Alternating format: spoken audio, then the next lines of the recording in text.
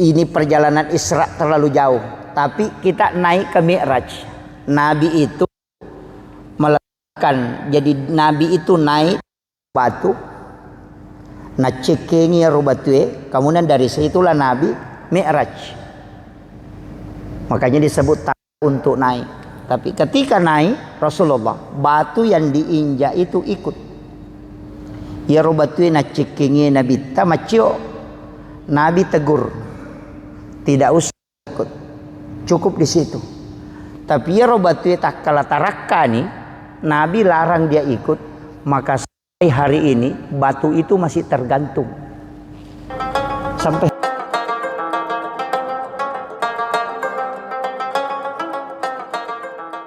Bismillahirrahmanirrahim. Assalamualaikum warahmatullahi wabarakatuh. Hadratal muhtaramin wal muhtaramat, ikhwanu fillah. Alhamdulillahilladzi rafa'al mustafa manasibal insani wal busyra wa ja'ala israhu min makkata muqaddasi fi lailata wahidatin ayatal kubra. Wassalatu wassalamu ala asyrafil anbiya'i wal mursalin sayyidina wa maulana wa habibina wa syafi'ina wa ala alihi wa ashabihi wa sahabatihi ajma'in. Allahumma salli ala sayyidina Muhammadin salatan tuballiguna biha kullal maqsud. Ya Jawadu ya Ma'bud ya Rahimu ya Wadud birahmatika ya arhamar rahimin. Allahumma salli ala sayyidina Muhammadin tibbil qulubi wa dawaiha wa afiyatil abdani wa shifaiha wa nuril absari wa diyaiha wa ala alihi wa sahbihi wa sallim. Yang kami muliakan, kami ta'zimi Al-Mukarram Anda Guru Ki Haji Hasan Basri beserta seluruh sahabat dari Qorik yang baru saja melantungkan ayat suci Al-Quran. Yang kami muliakan, kami ta'zimi ayahanda Bapak Profesor selaku Ketua Pembangunan, Ketua DKM ya Pak, Masjid Jami'ul Ihsan Tondopoli, dan seluruh jajaran pengurus, para tokoh masyarakat, para tokoh agama, para alim, para masyayikh, para azatis, ibu-ibu, dan seluruh hadirin yang insyaallah dirahmati dan dimuliakan oleh Allah Subhanahu wa ta'ala. Saya pakai bahasa Indonesia Pak Bu ya. Campur ya. Iya, ada enggak bisa bahasa Bugis ya? Ada, iya.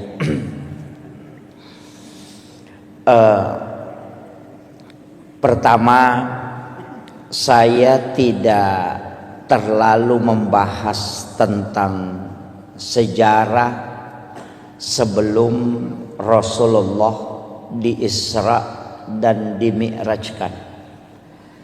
Akan tetapi saya titik beratkan pembahasan kita pada malam hari ini berkaitan dengan hikmah di balik semua peristiwa yang dialami oleh Rasulullah dari pendekatan ulama-ulama hakikat dalam memahami peristiwa Isra dan Mi'raj.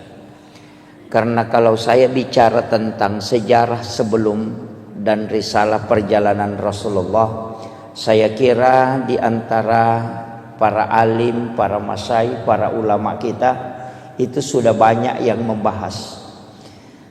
Cuma saya sedikit mencoba memahami dengan keterbatasan ilmu yang sedikit ini untuk mengkaji sesuai dengan apa yang disampaikan pada mursyid-mursyid thariqah tentang peristiwa Isra dan Mi'raj ini. Pertama, ketika Rasulullah ingin diperjalankan oleh Allah, Ironabita dibelah dadanya, kemudian jantungnya Rasulullah diambil dan dimasukkan ke dalam satu wadah, di mana wadah itu sudah diisi dengan air Zamzam. Kalau ulama syariat dia memahami bahwa jantungnya Nabi itu dibersihkan dengan air Zamzam kalau pendekatan syariat. Tapi kalau pendekatan hakikat itu ada pertanyaan, mana yang bersih, jantungnya Nabi atau air Zamzam? Itu kan dua hal. Nabi jantungnya itu adalah nur dan tidak mungkin ada kotorannya. Dia terjaga, makanya Nabi itu maksum. Sehingga ulama tariqah itu membalik makna mencuci. Jadi dia tidak mengatakan jantungnya Rasulullah dibersihkan, tapi dikatakan air Zamzam yang ingin diisi barakah sehingga diberi kesempatan menyentuh langsung kalbunya Rasulullah. Jadi sitonganna dek nama care paatinna nabitta, jantungna nabitta tidak kotor. Cuma dengan cara itu air Zamzam bisa terisi barakah. Nasaba ia koi siges si bawa jantungna nabitta, maka air Zamzam itu bisa menjadi obat. Itulah sehingga siapa yang meminum air Zamzam itu bisa terobati. Itu kalau pendekatan hakikatnya. Kalau syariatnya dikatakan dibersihkan. Kalau ilmu hikmah dikatakan di-upgrade, bukan dibersihkan, tapi diisi dengan hikmah. Itulah hakikat wudu. Karena wudu itu tidak membersihkan, tapi dia mensucikan. Kemudian ada beberapa, hitungannya ada 22 itu. Kaidah yang selalu disandarkan ke Nabi kemudian dibalik. Termasuk Hajar Aswad itu sebenarnya semua jamaah haji dan umrah berlomba untuk menciumnya. Para ulama mengatakan sebenarnya kalau tariqah Hajar Aswad itu tidaklah mulia seandainya Nabi tidak pernah menciumnya. Dipastikan Hajar Aswad sampai hari ini degaga tau baui seandainya Nabi tidak menciumnya ketika dia telah selesai menunaikan tawaf. Jadi Hajar Aswad itu dimuliakan karena dia pernah dicium oleh Rasulullah. Yang ketiga, Nabi itu ketika berjalan ada awan yang menutupi kepalanya. Kalau secara syariat dipahami, Nabi dilindungi supaya tidak terkena terik matahari. Tapi secara hakikat itu tidak. Karena matahari itu bersumber dari nurun Muhammad. Ketika nurnya Rasulullah ketemu dengan matahari, maka matahari akan hancur. Maka Allah menutupi Rasulullah dengan awan supaya matahari itu tidak hancur ketika dia bersentuhan dengan nurnya Rasulullah. Itulah yang dipahami para ulama-ulama tariqah, bukan melihat kepada bendanya sehingga dia mulia, tapi karena dia bersandar kepada Rasulullah. Maka apapun yang disandarkan ke Nabi itu pasti mulia. Ini baru pengantar. Saya ceramah berapa menit? Jangan Pak. Ini 1 jam aja ya, sudah maksimal sekali ya 1 jam. Ini kemudian setelah itu di dalam Al-Quran itu disebutkan Subhanalladzi asra bi'abdihi lailam minal masjidil haram ilal masjidil aqsa. Saya bukan ahli tafsir, tapi paling tidak kita bisa mengambil penjelasan para ulama tafsir. Saya hanya memotong poin intinya. Kalimat subhana itu pasti sesuatu yang sangat istimewa. Makanya dalam sholat itu kalimat subhana hanya dipakai pada 2 tempat. Ketika kita ruku dan ketika kita sujud. Kenapa? Karena 2 tempat itulah yang menyebabkan dosa-dosa itu terhapuskan. Karena ketika kita ruku, dosa yang ada di pundak, yang ada di kepala, yang diletakkan oleh Allah ketika masuk waktu sholat itu akan jatuh. Maka kita disuruh itu sujud dan ruku bersama orang-orang yang ruku. Makanya kalau ruku jangan terlalu sebentar, nanti dosanya belum jatuh sudah bangkit. Oh, itu jadi masalah. Itu kan. Itu makanya orang yang sudah betul-betul terbiasa dengan sholatnya, sudah istiqamah, ia kotame waktu sampajangi pasti mata anak papina dinna. Tapi ia napura mak bereselang seakan-akan ada yang lepas, itu terasa ringan. Dan itu betul, karena dosa lah yang membuat kita terbebani perasaan. Tapi ketika selesai salam itu pasti terasa ringan, karena dosa itu sudah dihapuskan. Tapi maka Nabi dalam hadis Bukhari Muslim, ada dosa yang tidak terlepas pada sholat fardu. Dia nalagai sampai perlu, karena Allah akan mengumpulkan dosa itu nanti sholat Jumat baru dilepaskan.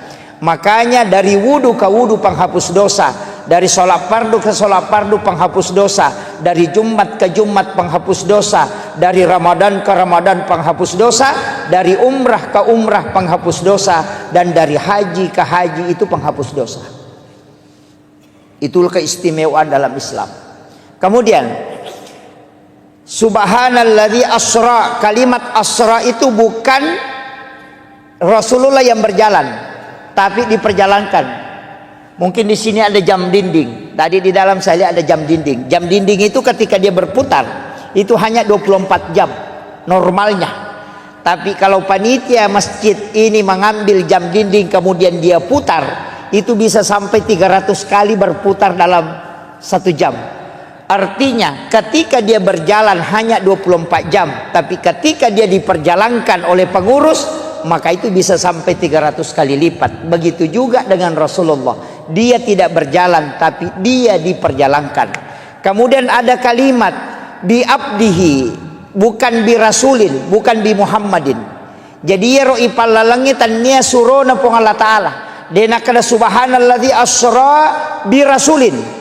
Juga tidak mengatakan asra bi Muhammadin, tidak, tapi mengatakan asra bi abdihi. Ia komelo ki ia leka istimewaan diperjalankan, maka jadi hamba. Makanya tidak semua nabi itu melakukan perjalanan. Ada nabi yang mi'raj tapi tidak isra. Ada nabi yang isra tapi dia tidak mi'raj. Tapi ada nabi yang isra sekaligus mi'raj. Nabi yang mi'raj tapi tidak isra itu Nabi Isa, diangkat langsung ke langit kedua. Ada nabi yang mi'raj tapi dia tidak isra, itu Nabi Musa ketika ke negeri Madian. Ada nabi yang isra sekaligus mi'raj, itulah Nabiullah Muhammad sallallahu alaihi wasallam. Makanya peristiwa itu sudah ada sebelumnya. Ada yang isra, ada yang hanya mi'raj, ada yang kedua-duanya. Kemudian ini kata kuncinya, minal masjidil haram ilal masjidil aqsa. Itu 2 tempat disebut. Tapi Nabi itu dari Masjidil Haram ke Madinah, dari Madinah ke Bukit Tursina, dari Bukit Tursina baru ke Baitul Lahmi, dari Baitul Lahmi baru ke Masjidil Aqsa. Ini jarang dibahas orang. Ini. Jadi perjalanannya Rasulullah itu bukan dari Masjidil Haram ke Masjidil Aqsa, tidak. Dari Masjidil Haram ke Madinah. Di Madinah Nabi disuruh sholat oleh malaikat Jibril. Selesai sholat 2 rakaat, Rasulullah bertanya, tempat apa nih Jibril? Kenapa saya sholat di sini? Malaikat Jibril mengatakan, ini adalah Madinah Muhammad, kalau engkau akan berhijrah di tempat ini. Kemudian setelah itu dibawa 1042,3 km dari Madinah ke Gunung Sinai, Bukit Tursina. Nabi disuruh sholat. Selesai sholat 2 rakaat di situ, Nabi bertanya, tempat apa nih Jibril? Kenapa saya mesti sholat di tempat ini? Malaikat Jibril mengatakan, disinilah Nabi Musa kalau ingin berbicara dengan Tuhannya. Wa kallamallahu Musa taklima. Itulah Gunung Sinai, Bukit Tursina. Dari situ kemudian dibawa ke sebelah selatan Masjidil Aqsa, 10,7 km ke sebelah selatan. Ada tempat di situ disebut dengan Baitul Lahmi atau Bethlehem. Nabi disuruh sholat. Selesai sholat 2 rakaat, Nabi bertanya, tempat apa ini Jibril? Kenapa saya mesti sholat di tempat ini? Malaikat Jibril mengatakan, ini adalah Baitul Lahmi, disinilah Isa bin Maryam dilahirkan. Kemudian setelah itu dikembalikan dimasukkan ke Masjidil Aqsa di Palestina, kemudian di atas batulah itulah Nabi duduk. Apa sebenarnya hakikatnya Pak Bu? Kenapa ayat cuma menyebut 2 tempat sedangkan Nabi pergi ke 5 tempat? Kenapa ayat tidak mengatakan minal Masjidil Haram ilal Madinah wa Bukit Tursina wa Baitul Hami wa Masjidil Aqsa? Itu pesan untuk kita bahwa hikmah perjalanan mesti dari masjid ke masjid. Makanya Bapak Ibu misalnya mau ke Sidrap, kalau berangkat nanti sesudah misalnya sholat subuh, di sujud terakhir sholat subuh niatkan memang untuk sholat duhur misalnya di Mangkoso atau di Parepare. Kita yakin bahwa jam sekian saya berangkat, saya dapat sholat duhur di Mangkoso. Jadi di sujud terakhir sholat subuh niatkan memang untuk sholat duhur di Mangkoso. Ketika kita melakukan perjalanan, tiba-tiba di Maros kita kecelakaan kemudian meninggal, Allah itu cuma tanya malaikatnya 2 hal, hambaku dari mana dan mau kemana? Maka malaikat akan menjawab, dia dari Masjid Todopoli sholat subuh, tapi dia mau pergi Mangkoso sholat duhur. Maka Allah mengatakan karena dia meninggalkan masjid dan menuju ke masjid, dia meninggalkan sholat untuk menuju ke sholat.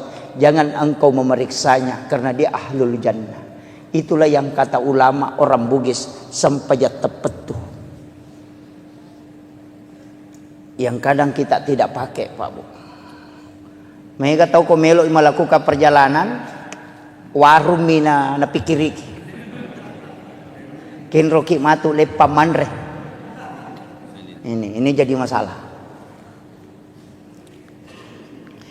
Makanya kalau di dalam tarekat salam itu tidak menutup salat, tapi dia menyambung dan melepas. Jadi salam ke kanan itu assalamualaikum warahmatullah itu tidak menutup salat, tapi menyambung memasukkan diri pada sholat berikutnya. Kemudian assalamualaikum warahmatullah baru kita lepaskan sholat setelahnya. Jadi ajak telah pesangi sampaja subuh kode patattamai sampaja loroy. Itulah sebenarnya ketika tidak lepas ini riasan tersambungnya sholat dengan sholat.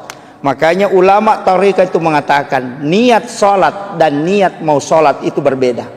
Ia niat sholat ada pada takbiratul ihram, sedangkan niat mau sholat itu ada pada salam atau sujud terakhir. Idi na tau rogila narik ko sampajat tami batarekeng paling tidak 5 menit mas sampajang. Sampajang loro 5 menit, sampajang ngasara 5 menit, sampajang mengharibi 5 menit, isa 5 menit, sholat subuh 5 menit. 5 kali 5 25. Dia nagana si tengah jawat tu ipake mas sampajang. Ia ko mak gosip ki si jang manasa bangkero ni si tengah jang. Tapi ketika kita menyambung moloki pasae, namoloki kantoroe, namoloki kampus kita kemana saja tetap menuju ke sholat. Nah sebab memang sampajang mapasi sumpus sampajang. Itulah yang katanya orang tua dulu, namo ko kak kantoroe, namo ko kak galunge, namo ko kak tasie, namo ko kak onrotin roku, namo ko kak pasae mate sahitoka, karena saya mati dalam keadaan menuju ke sholat. Dan itulah orang yang biar tidak bersikir tetap berpahala langkahnya. Nah sebab Nabi temakada setiap langkah kaki menuju ke ibadah itu dinilai ibadah oleh Allah. Itu hakikatnya. Jadi ajak lalu tarogi Pak Bu. Mas sempajang itu, mas sempajang itu, jangan pernah tutup.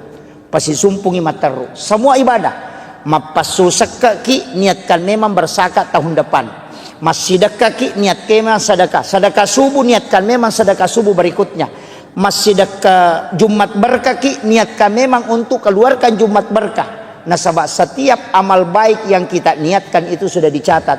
Ia naruh alasannya kenapa kita bisa kekal di dalam surga. Padahal umur kita terbatas karena niat melakukan kebaikan yang tidak pernah terputus dan itu menjadi ibadah selamanya. Itu kuncinya. Kemudian dari Masjidil Haram ke Masjidil Aqsa itu pesan.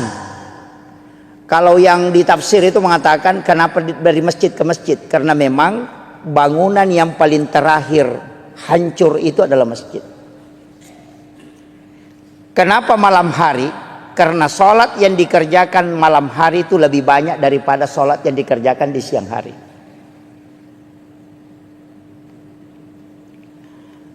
Kemudian saya tidak ambil ini perjalanan Isra terlalu jauh, tapi kita naik ke Mi'raj. Nabi itu meletakkan, jadi Nabi itu naik di satu batu, nah cekengi rubatue, kemudian dari situlah Nabi Mi'raj. Makanya disebut tangga untuk naik. Tapi ketika naik Rasulullah, batu yang diinjak itu ikut. Ya rubatue na cekengi Nabi tamacio. Nabi tegur, tidak usah kau ikut, cukup di situ. Tapi ya rubatue tak kala tarakani, Nabi larang dia ikut, maka sampai hari ini batu itu masih tergantung. Sampai hari ini. Makanya kalau kita lihat itu di HP bisa kita buka. Batu gantung peristiwa Isra Mi'raj. Itu tidak sandar ke tanah. Padahal beratnya itu berapa itu? Besar itu. Ya rubatu nunri ya nabita maceket tapi melon macuri nabita. Nabita larang. Dia sudah terangkat, Nabi larang ikut. Tapi dia juga tidak mau turun lagi ke tanah. Makanya tergantung sampai hari ini. Nabi naik ke langit pertama, ketemu Nabi Adam. Naik ke langit kedua, ketemu Nabi Isa dengan Nabi Yahya. Naik ke langit ketiga, ketemu dengan Nabi Yusuf. Terus naik ke langit berikutnya, ketemu dengan Nabi Idris, Nabi Harun, kemudian Nabi Yahya, kemudian ketemu Nabi Musa, kemudian Nabi Ibrahim. Banyak Nabi dan Rasul. Saya tidak mau bahas semua. Banyak Nabi dan Rasul. Tapi kenapa ini Nabi yang disuruh menjemput Rasulullah di langit-langit itu? Angka Nabi Daud, anak Nabi Yakub, banyak Nabi. Tapi kenapa Nabi Adam di langit pertama? Kemudian kenapa di langit kedua itu Nabi Yusuf dengan Nabi Yahya? Ini tiga Nabi ini lain. Nabi Adam tidak ada bapaknya, tidak ada ibunya. Nabi Isa tidak ada bapaknya. Nabi Yahya dia lahir dari ibu yang sudah menopause. Coba kalau kita kaji secara sederhananya, jadi Iro Nabi Adam dega ambok na dega indok na. Walaupun dalam tafsir As-Sawi nanti itu ada mengatakan bapaknya Nabi Adam adalah tanah dan ibunya Nabi Adam adalah air. Karena Allah mengambil tanah yang keras kemudian diberikan air kemudian dicampur sehingga dia menjadi mengeras dan dari situlah Nabi Adam ada. Sehingga dia katakan bapaknya adalah tanah dan ibunya adalah air. Itu kalau di tafsir As-Sawi. Nabi Adam ini pada hakikatnya tidak ada bapak, tidak ada ibu. Naik ke langit kedua, ketemu Nabi Isa dengan Nabi Yahya. Dua nabi yang hampir seumuran. Tapi dakwanya beda. Kalau Nabi Isa masuk di kelab-kelab malam, kalau Nabi Yahya bersama dengan orang-orang soleh. Makanya kalau ada jamaah tabligh selalu pergi ke KPKP berdakwah, wah itu anggotanya Nabi Isa, Nabi Yahya itu. Itu Nabi. Makanya kan ketika ditanya kenapa kau masuk di situ, dia bilang saya kan Nabi. Untuk memperbaiki sesuatu yang jelek saya harus mencari orang-orang jelek supaya saya perbaiki, orang-orang bermaksiat supaya saya perbaiki. Makanya kalau ustaz hanya sama orang-orang beriman tidak ada gunanya itu. Karena sudah orang beriman dia temani, mestinya dia bersahabat dengan orang-orang yang tidak beriman supaya dia ajak ke kebaikan. Sama dokter, jangan berteman dengan orang sehat, tapi cari orang sakit supaya kau bisa obati. Begitu. Jadi itu alasannya. Makanya kalau ada ustaz selalu cari penjahat preman, tidak masalah, itu ada sanatnya itu. Tapi kalau ada ustaz tidak mau gabung dengan WTS, tidak mau gabung dengan peminum, ada juga sanatnya itu. Kenapa? Alasannya takut terpengaruhi. Itu karena mungkin imannya belum kuat. Nah, itu makanya dalam agama itu masing-masing ada sanatnya. Kemudian Nabi Isa ini kan lahir dari Maryam. Maryam ini yang memelihara Nabi Zakaria. Nabi Zakaria punya anak, itulah Nabi Yahya. Kan gitu. Jadi Nabi Zakaria ini kan tidak punya anak, dia gagak anak. Istrinya sudah menopause, sudah berhenti haid. Dan Nabi Zakaria ini sudah tua. Karena dia yakin sudah tidak punya keturunan, maka dia mengambil kemanakannya. Itu anak gadis belia yang bernama Maryam, itulah ibunya Nabi Isa. Jadi Nabi Zakaria dia memelihara Maryam kurang lebih 4-5 tahun di rumahnya. Jadi itu dia bawa ke rumahnya, dia bikinkan bilik, nakibuarangi kamar. Di dalam biliknya dia buatkan tempat sholat, namanya mihrab. Di dalam mihrab itulah Nabi Maryam sholat. Ini saya kembalikan. Banyak orang yang mengatakan, bukan saya tidak sepakat, tapi perlu kita kaji. Di sini banyak para ahli, para ini. Saya ingin kasih tahu. Itu saya sering tanya ke ulama-ulama tarekat dan ulama-ulama sejarah. Tapi sering penceramah itu mengatakan begini. Peristiwa Isra Mi'raj itu adalah awal mula perintah pelaksanaan sholat. Saya tidak sepakat. Peristiwa Isra Mi'raj itu disebutkan dalam ayat linuriyahu min ayatina, bukan sholat. Coba kalau kita buka Al-Quran itu, subhanalladzi asra bi abdihi lailan minal masjidil haram ilal masjidil aqsa alladzi barakna haulahu. Apa tujuannya? Linuriyahu min ayatina, bukan sholat. Alasannya yang kedua apa? Karena perintah sholat itu sudah ada sebelum Nabi Isra Mi'raj. Karena di Madinah Nabi sholat, di Bukit Tursina Nabi sholat, Nabi juga sholat di Baitul Lahmi, Nabi juga sholat di Masjidil Aqsa. Bahkan di Masjidil Aqsa Nabi yang memimpin para Nabi dan Rasul. Rasulullah menjadi imam, semua Nabi itu menjadi makmumnya. Coba, berarti Nabi sudah sholat sebelum Isra Mi'raj.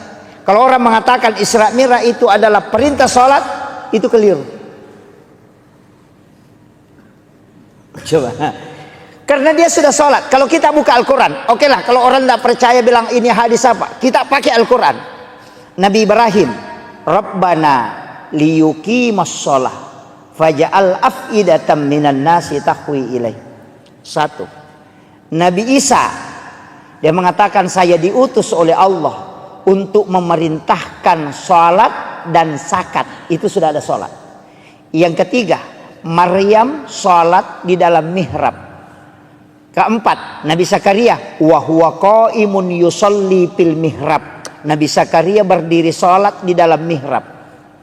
Coba, semua Nabi itu sudah sholat, Pak.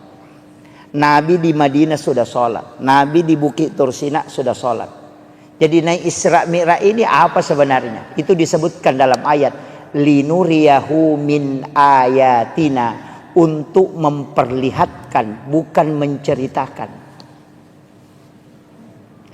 Karena ya di surga dan neraka itu hanya diceritakan ke nabi-nabi terdahulu. Nabi Musa diceritakan surga, Nabi Ibrahim diceritakan neraka. Semua nabi diceritakan tentang neraka. Tidak ada nabi yang melihat tingkatan langit sampai ke Sidratil Muntaha, dan tidak ada nabi satupun yang bisa melihat Allah. Makanya Nabi disebutkan linuriyahu min ayatina, untuk memperlihatkan tanda-tanda kebesaran Allah, bukan menceritakan tanda-tanda kebesaran Allah. Makanya Nabi itu menyaksikan semua. Maka dari situlah Rasulullah mengatakan, dalam peristiwa Isra Mi'raj saya dikasih 3 ilmu. Ini inti pokoknya. Ilmu pertama adalah ilmu syariat, ilmu kedua adalah ilmu hakikat, dan ilmu ketiga adalah ilmu asrar ilahiyah. Satu, saya harus menyampaikan semua ilmu itu syariat. Satu, boleh saya memilih, boleh saya sampaikan, boleh tidak. Makanya ada ilmu yang diajarkan ke Sayyidina Ali, tidak diajarkan ke sahabat yang lain. Karena Nabi memilih, boleh dia sampaikan, boleh tidak, sesuai dengan khatibun nasa ala qadri ukulihim. Kemudian yang ketiga, ilmu asrar ilahiyah. Nabi tidak boleh menyampaikan ilmu itu, diminta oleh Allah untuk menutup itu. Mana yang dimaksud asrar ilahiyah? Nabi tidak pernah menyebutkan bahwa wajah Allah seperti ini, modelnya Allah seperti ini, padahal Nabi ketemu langsung dengan Allah. Itu yang disebut dengan asrar ilahiyah.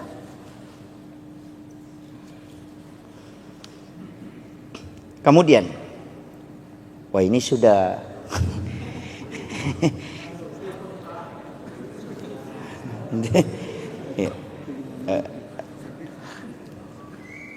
kemudian Rasulullah, saya ambil sedikit dulu supaya kita bisa ambil hikmahnya nih, petik. Nabi Adam itu ahli tanaman. Makanya kalau orang ilmiah yang kaji kenapa Nabi ketemu Nabi Adam, karena Nabi itu profesor nanti di bidang ilmu alam. Karena Nabi Adam, makanya nanti dari Isra Mi'raj itu Nabi mengatakan kurma itu biar tidak dikawinkan itu bisa berbuah. Karena orang Arab itu selalu mengawinkan kurma. Dia mengatakan buahnya tidak bisa kalau tidak dikawinkan. Tapi dari setelah peristiwa Isra Mi'raj, Nabi mengatakan biar kau tidak kawinkan kurma tetap bisa berbuah. Kenapa? Karena dia sudah belajar sama Nabi Adam, ahli tanaman. Itu makanya Nabi itu menteri pertanian itu karena belajar pada ahlinya. Naik ke langit kedua, ketemu dengan Nabi Isa. Nabi Isa itu ahli kedokteran modern. Dia bisa menghidupkan orang mati. Itu atas izin Allah. Tidak ada dokter yang bisa menghidupkan orang mati, Pak. Kalau dokter kita mematikan orang hidup. Itu yang ada. Kemudian ahli anatomi. Makanya Rasulullah itu ketika sudah makan, dia tidak langsung minum. Kemudian meminta kita sesekali berjalan tidak menggunakan alas kaki. Itu semua sebenarnya adalah ilmu kesehatan yang diajarkan oleh Nabi.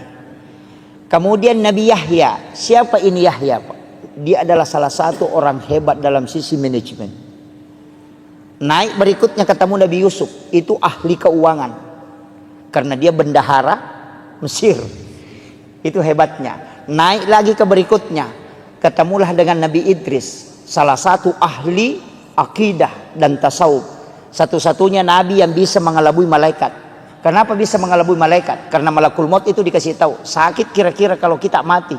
Malakul maut mengatakan sakit. Dia mengatakan saya ingin merasakan sakitnya mati. Malakul maut mengatakan tidak bisa tanpa izin Allah. Maka Nabi Idris meminta, beri aku kesempatan merasakan bagaimana sakitnya sakarat. Maka dicabutlah nyawanya atas izin Allah. Setelah mati, dia kasih tahu antar saya ke neraka. Saya mau melihat neraka sebelum saya hidup kembali. Dibawa ke neraka. Sebentar saja dia bilang kasih keluar saya. Dia ule monroko magar jingoko.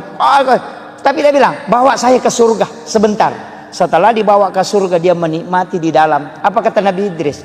Tidak usah saya pulang, di sini saja. Kemudian malaikat mengatakan tidak boleh. Orang masuk ke sini harus ke neraka. Nabi bilang tadi sama-sama kita dari sana. Baru pun pergi ke sini kan. Maka Nabi yang ada di dalam surga itu lebih dulu adalah Nabi Idris. Karena itu seazan izin Allah. Ini itu makanya kehebatannya Nabi Idris itu. Tapi apakah istimewanya Nabi Idris? Tidak ada yang mengalahkan dalam nikmat dalam berzikir. Karena ketika dia dinikahkan oleh bapaknya, dia menerima.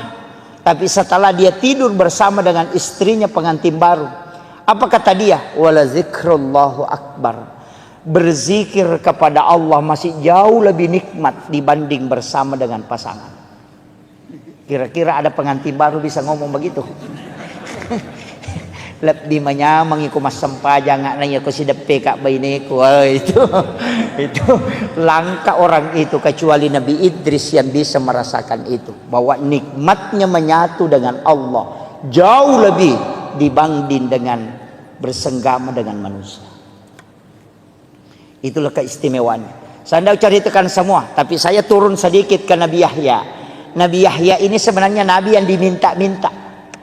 Karena dan Nabi Zakaria kan sudah yakin, saya tidak mungkin punya keturunan, istri saya sudah berhenti haid. Tapi ketika dia mengambil Maryam, dia bawakan makanan karena kamarnya dikunci dari luar, tidak ada jendelanya. Makanya Bapak Ibu saya kasih tahu, kalau punya anak gadis, bikinkan kamar, jangan kasih jendela, supaya dia tidak lihat orang lalu lalang. Bikinkan saja lubang angin. Yang kedua, kuncinya kita yang pegang, jangan kasih kunci dia. Kunci dari luar pintunya supaya jangan keluar. Kalau kita punya anak gadis dikasih kunci motor, makanya kadang masuk angin. Ini jadi masalah. Makanya di dalam kamar itu dia tinggal, tapi dia bikinkan tempat sholat dengan 2 anak tangga. Itulah alasannya kenapa mihrab imam itu 2 lapis. Ada sajadah lapisan bawahnya atau amblak, kemudian ada sajadah satu di atasnya. Karena mihrabnya Maryam itu dengan 2 anak tangga. Itu alasannya. Kullama dahala alaiha Zakaria al-mihrab. Saya pakai ayatnya langsung. Kullama dahala alaiha Zakaria al-mihrab. Setiap Nabi Zakaria masuk ke dalam tempat sholatnya Maryam. Wajada indah rizqan. Dia kaget karena dia melihat ada makanan, tapi pintu tidak pernah terbuka. Makanya dia bertanya, anna laki haza, dari mana ini? Apa jawabannya Maryam? Huwa min indillah. Ini langsung Allah yang kasih. Nabi Zakaria itu kan nabi, hebat pemikirannya, ilmunya hebat. Dia tidak bisa terima dengan akal sehat. Anak gadis belia, dia bukan nabi, tapi kok bisa dikasih makanan langsung dari langit? Saya ini nabi, sudah lama berdoa di sini tidak pernah dikasih makanan langsung. Apa istimewanya anak ini? Dia berpikir, ternyata bukan anak ini yang istimewa, tapi tempatnya yang sholat itu diistimewakan oleh Allah. Maka dia suruh Maryam keluar dari situ, tinggalkan itu tempatnya. Hunalika da'a Zakaria rabbah. Maka datanglah Nabi Zakaria ke tempat sholat itu, bermunajat kepada Allah. Ayatnya, wa huwa qaimun yusalli, sementara dia berdiri sholat fil mihrab, di dalam mihrab itu dia meminta, Rabbi habli min ladunka zurriyatan thayyibatan innaka sami'ud du'a. Apa yang terjadi, Pak? Panadatul malaikatu wa huwa qaimun yusalli fil mihrab.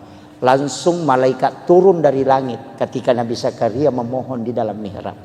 Apa kata malaikat? Annallaha yubassiruka bi Yahya musaddiqan bi kalimatin wa sayyidan wa hasura wa nabiyyan minas solihin. Ini yang orang tidak tahu banyak. Guru Kiai Abdul Rahman Ambo Dalle, kamarnya itu dibagi dua. Setengah dia tempati tidur, setengah dia tempati sholat. Itu tidak pernah diganggu tempat sholatnya. Kiai Haji Maimun Subair, dia kunci kamar pribadinya. Ada tempat khusus dia tempati di dalam kamar pribadi, itulah mihrab. Ketika dia melaksanakan haji, dia punya wasiat, jangan kau buka itu kamar kecuali saya meninggal ataupun kembali. Semua ulama itu punya tempat khusus beribadah. Karena itu disebut mihrab. Karena itu perintah Al-Quran. Kita tidak. Kalau bukan di samping lemari, lari ke depan kulkas. Ada orang di kulkas, lari ke dekat kursi. Main orang di kursi, lari masuk ke kamar. Tidak ada tempat khusus kita buat untuk berdua-duaan dengan Allah. Tapi kita bangun WC sampai 30-40 juta hanya untuk buang kotoran. Tapi tempat beribadah kita tidak buat untuk khususnya. Dari situlah kenapa doa itu susah mustajabah. Makanya saya sampaikan, bukan musola Pak. Musola itu ditempati sholat berjamaah. Ada tamu datang ke rumah bisa dia masuk sholat. Tapi kalau mihrab tidak ada orang yang boleh masuk kecuali hanya pemilik mihrab. Maka mihrab itu di dalam kamar ukurannya seperti kuburan. Paling bagus menurut mursyid kami di tarekah, beli kain kapan. Kain kapan itu kau letakkan, baru kau tahan sudutnya supaya dia tidak bergerak. Karena mihrab itu tidak boleh bergerak. Kemudian kau tutupi dengan kain tipis atau paling ada penutupnya. Setiap kau mau sholat masuk ke situ, dan jangan ada kalimat dunia yang keluar dari lisanmu di tempat itu kecuali hanya zikir dan bacaan Al-Quran. Ketika kau mampu istiqamah, maka dia itu akan tembus ke langit. Karena itulah tempat khusus yang kau buat untuk berkomunikasi dengan Allah. Itulah kenapa mihrab tempat imam itu mustajabah ketika dia berdoa. Makanya saya itu Pak, kalau ikut berjamaah disuruh berdoa, saya tidak pernah ambil doanya. Karena tempatnya imam itu yang tembus, bukan yang di belakang. Karena yang di belakang ini disebut masjid, yang tempatnya imam disebut mihrab. Itu tidak sembarang. Nah, banyak imam sekarang main HP di tempatnya. Itu penting, Pak. Jadi ada hal-hal itu sebenarnya Pak dalam agama kita anggap biasa, tapi itu luar biasa. Makanya Guru Kiai Abdul Rahman Ambo Dalle, ketika ada santrinya mau pulang, saya dapat cerita itu dari salah satu santri beliau. Kalau ada santrinya mau pulang, tidak ada transportnya, masuk ke Guru minta, puang, digaga tanpa otoku namanya Kak Rewa. Kada Guru tama nak kok kamar, coba lihat di bawah sajadah.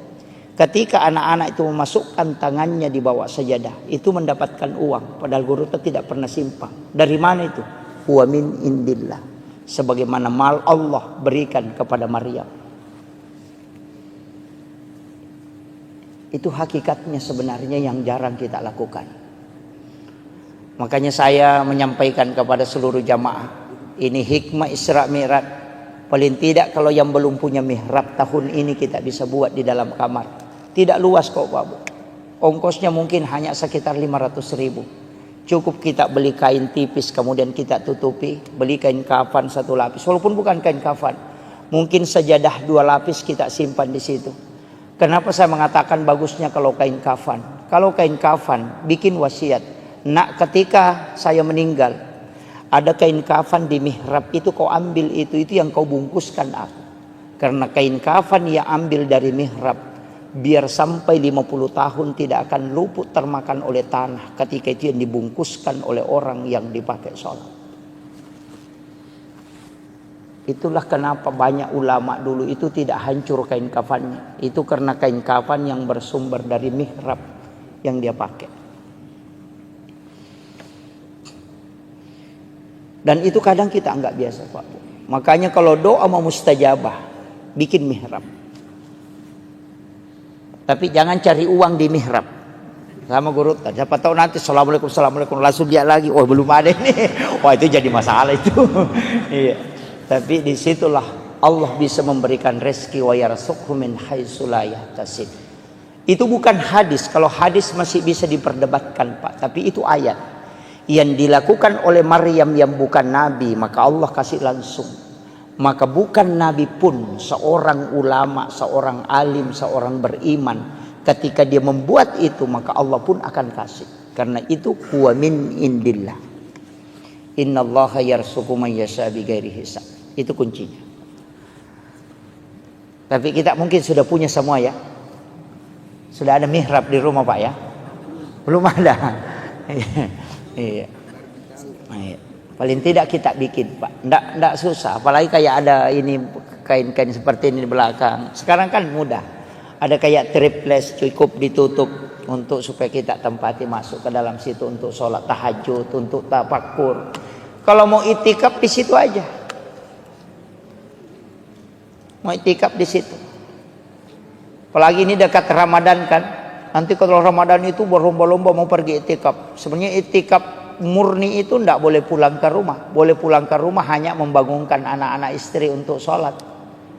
Kalau itikaf itu memang tinggal di masjid. Keluar hanya mandi, masuk lagi bersikir. Kita itikaf itu kadang bolak-balik. Bahkan berhubungan dengan istri. Wah itu jadi masalah itu.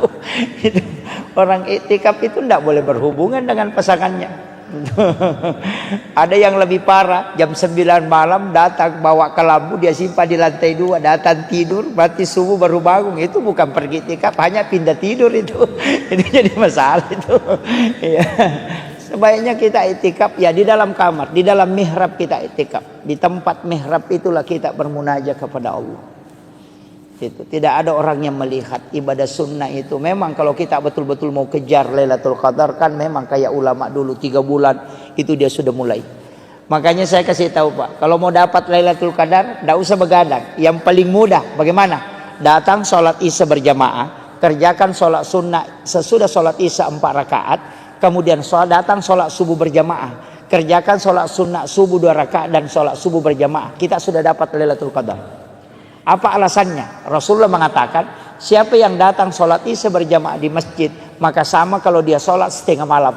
Siapa yang sholat 4 rakaat sesudah sholat Isya, itu sama pahalanya kalau dia sholat 4 rakaat pada malam Lailatul Qadar. Berarti sholat sunnah sesudah Isya yang 4 rakaat, itu setara dengan 400.000 rakaat nilainya. Makanya saya kasih tahu, jangan sampai kita sholat tarawih 20 rakaat, tapi kita tidak sholat sunnah sesudah Isya 4 rakaat. Bangkrut betul itu. Betul-betul bangkrut. Karena sholat tarawih 20 rakaat tidak akan pernah mengalahkan sholat sunat 4 rakaat sesudah Isya. Kenapa? Karena itu setara dengan 400.000 rakaat nilai. Tidak usah datang begadang, tapi datang sholat subuh berjamaah. Kenapa sholat subuh berjamaah? Rasulullah mengatakan, siapa yang sholat subuh berjamaah di masjid itu sama kalau dia bangun 1 malam penuh beribadah dengan Allah. Makanya kalau sudah sholat Isya berjamaah dapat setengah malam, sholat 4 rakaat sesudah isya sama dengan sholat 4 rakaat pada malam Lailatul Qadar, baru ambil sholat sunnah subuh, itu lebih mulia daripada dunia dan isinya, baru ambil sholat subuh berjamaah, berarti sama dengan sholat 1 malam penuh, itu pasti dapat Lailatul Qadar. Itu aja kuncinya. Hanya tidak usah pusing Pak. Jadi kecuali yang mau betul-betul mengejar, ya kejar. Pokoknya begadang setiap malamnya. Kalau tidak mampu, ambil aja itu tadi. Itu jadi ulama kita dari dulu itu simple sekali.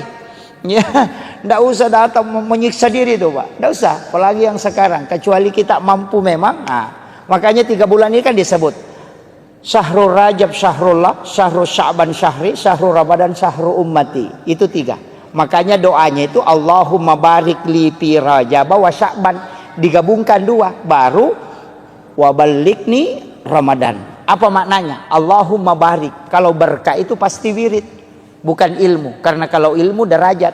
Makanya yarfa'illahu alladhina amanu minkum walladhina utul ilma darajah. Tapi kalau mau berkah bukan ilmu, tapi wirid. Makanya Syahrul Rajab Syahrullah, kalau bulannya Allah berarti bulan istighfar. Kalau bulannya Nabi berarti bulan sholawat. Kalau bulannya kita berarti bulan bacaan Quran. Makanya Rajab perbanyak istighfar, Sya'ban perbanyak sholawat, nanti Ramadan banyak baca Quran. Itu sudah ada dapat. Itu kuncinya. Makanya jadi makanya disebut bulan Rajab itu bulan menanam, bulan Sya'ban itu bulan menyiram, bulan Ramadan itu bulan menuai, panen. Nah, itu kuncinya. Makanya ini sederhana aja Pak. Makanya istighfar di bulan Rajab ini minimal 1000. Sebagus-bagusnya 10.000. Tapi istighfar itu tidak menghapus dosa. Ya, ingat kalau kita istighfar itu dosa tidak terhapus, cuma tertutup. Makanya istighfar itu dari kata istighfar, menutup yang nampak. Bapak kalau menulis di kertas ada tulisan salah, ambil tip X kemudian di tip X. Tip X itu tidak menghapus tulisan, cuma menutup supaya tidak kelihatan. Itulah makna istighfar, menutup yang nampak supaya dia tidak memberi dampak negatif.